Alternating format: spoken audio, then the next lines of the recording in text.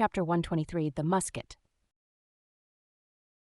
During the most violent shocks of the typhoon, the man at the Pequod's jawbone tiller had several times been reelingly hurled to the deck by its spasmodic motions, even though preventer tackles had been attached to it. For they were slack, because some play to the tiller was indispensable. In a severe gale like this, while the ship is but a tossed shuttlecock to the blast, it is by no means uncommon to see the needles in the compasses, at intervals, go round and round. It was thus with the Pequods. At almost every shock the helmsman had not failed to notice the whirling velocity with which they revolved upon the cards. It is a sight that hardly anyone can behold without some sort of unwanted emotion. Some hours after midnight, the typhoon abated so much that through the strenuous exertions of Starbuck and Stubb, one engaged forward and the other aft, the shivered remnants of the jib and fore and main topsails were cut adrift from the spars, and went eddying away to leeward, like the feathers of an albatross, which sometimes are cast to the winds when that storm-tossed bird is on the wing. The 3 corresponding new sails were now bent and reefed, and a storm trysail was set further aft, so that the ship soon went through the water with some precision again, and the course, for the present, east-southeast, which he was to steer, if practicable, was once more given to the helmsman. For during the violence of the gale, he had only steered according to its vicissitudes. But as he was now bringing the ship as near her course as possible, watching the compass meanwhile, lo, a good sign! The wind seemed coming round astern. Aye, the foul breeze became fair. Instantly the yards were squared, to the lively song of "Ho, the fair wind! O ye ho, cheerly men!" The crew singing for joy, that so. Promising an event should so soon have falsified the evil portents preceding it. In compliance with the standing order of his commander, to report immediately, and at any one of the 24 hours, any decided change in the affairs of the deck, Starbuck had no sooner trimmed the yards to the breeze, however reluctantly and gloomily, than he mechanically went below to apprise Captain Ahab of the circumstance. Ere knocking at his stateroom, he involuntarily paused before it a moment. The cabin lamp, taking long swings this way and that, was burning fitfully, and casting fitful shadows upon the old man's bolted door, a thin one, with fixed blinds inserted, in place of upper panels.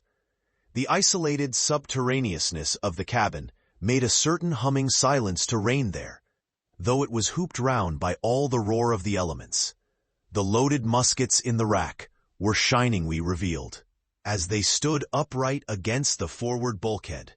Starbuck was an honest, upright man, but out of Starbuck's heart, at that instant when he saw the muskets, there strangely evolved an evil thought, but so blent with its neutral or good accompaniments that for the instant he hardly knew it for itself.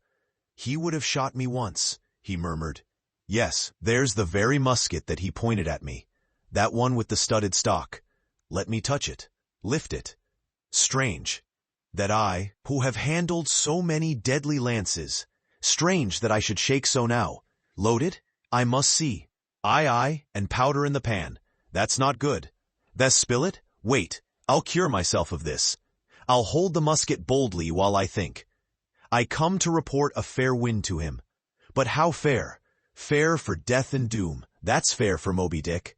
It's a fair wind that's only fair for that accursed fish. The very tube he pointed at me. The very one.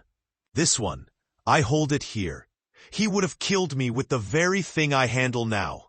Aye, and he would fain kill all his crew. Does he not say he will not strike his spars to any gale? Hath he not dashed his heavenly quadrant? And in these same perilous seas, gropes he not his way by mere dead reckoning of the error-abounding log? And in this very typhoon, did he not swear that he would have no lightning rods? But shall this crazed old man be tamely suffered to drag a whole ship's company down to doom with him?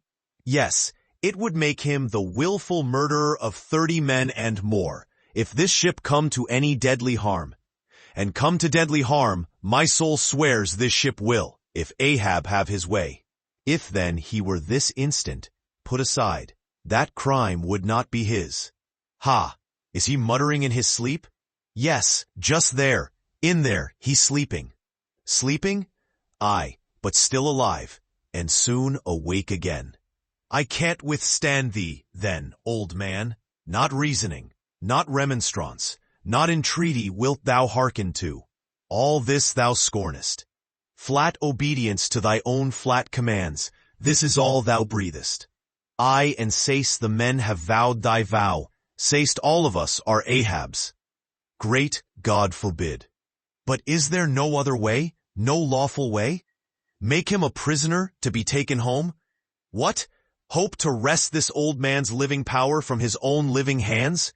Only a fool would try it. Say he were pinioned even, knotted all over with ropes and hawsers, chained down to ring bolts on this cabin floor. He would be more hideous than a caged tiger, then. I could not endure the sight, could not possibly fly his howlings. All comfort, sleep itself, inestimable reason would leave me on the long, intolerable voyage. What then remains? The land is hundreds of leagues away, and locked Japan the nearest. I stand alone here upon an open sea, with 2 oceans and a whole continent between me. And law. Aye, 'tis so. Is heaven a murderer when its lightning strikes a would-be murderer in his bed? Tindering sheets and skin together? And would I be a murderer then, if, and slowly, stealthily, and half sideways looking, he placed the loaded musket's end against the door? On this level, Ahab's hammock swings within, his head this way.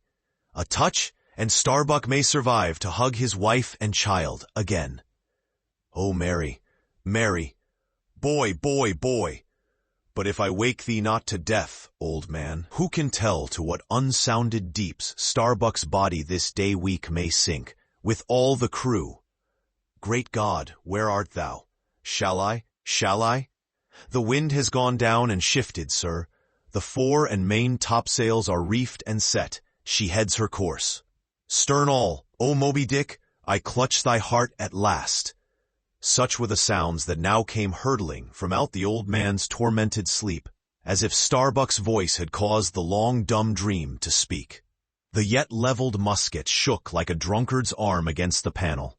Starbuck seemed wrestling with an angel, but turning from the door, he placed the death tube in its rack and left the place. He's too sound asleep, Mr. Stubb. Go thou down, and wake him, and tell him. I must see to the deck here. Thou know'st what to say.